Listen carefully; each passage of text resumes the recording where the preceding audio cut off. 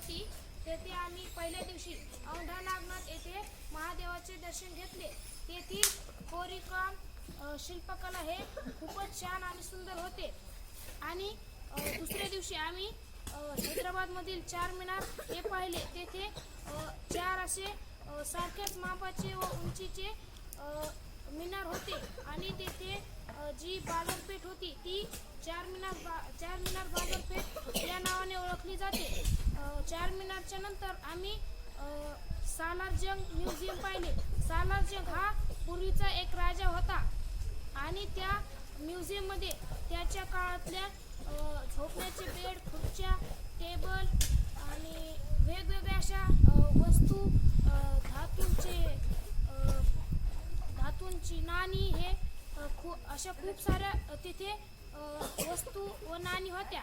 आणि तेथे एक घडी सुद्धा होती त्या काळातली, जी अजून सुद्धा सुरू आहे. त्या घडीचे वैशिष्ट्य म्हणजे ती एक अशा मोठ्या बॉक्स सारखी आहे आणि खालून साधी अशी आपल्याकडे जशी घडी असते तशी आहे आणि वरी एक लोहार एका दगडावर हातोडा मारतो तो त्याचा सेकंद काटा आहे. आणि त्याची बाजूलाच एक घंटी आहे. त्या घंटीच्या शेजारीच एक पांढऱ्या कलरचा दरवाजा आहे. जसे समजा 10 वाजायला 2 मिनिटं बाकी असताना त्या दरवाज्यातून एक जोकर बाहेर निघतो व जसे 10 वाजले तसे तो त्या घंटीला 10 टोल देतो. आम्ही तेथे 12 वाजता पोहोचलो होतो म्हणून आम्ही सर्वात जास्त टोल पाहिले.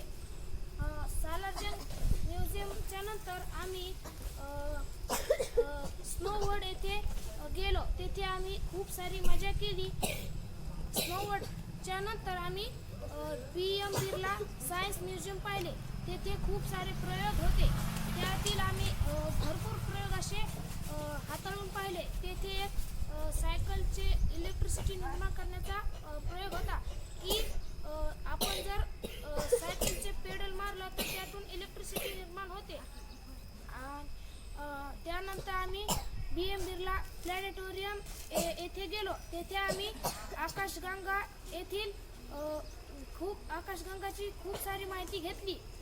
आणि त्यानंतर आम्ही BM बिर्ला यांनी बनवलेले श्री व्यंकटेश बालाजी यांचे मंदिर पाहिले. तेथे आम्ही दर्शन घेतले व तिसऱ्या दिवशी आम्ही नेहरू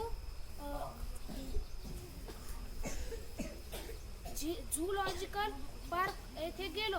तेथे आम्ही 1,500 पेक्षाही अधिक प्राण्यांचे जाती पाहिले. तिथे बंगाल टायगर, पांढरा वाघ व पांढरा मोर अशा वेगवेगळ्या प्रकारची प्राणी होते. नेहरू झूलॉजिकल पार्कच्या नंतर आम्ही NTR गार्डन येथे गेलो. NTR गार्डनमध्ये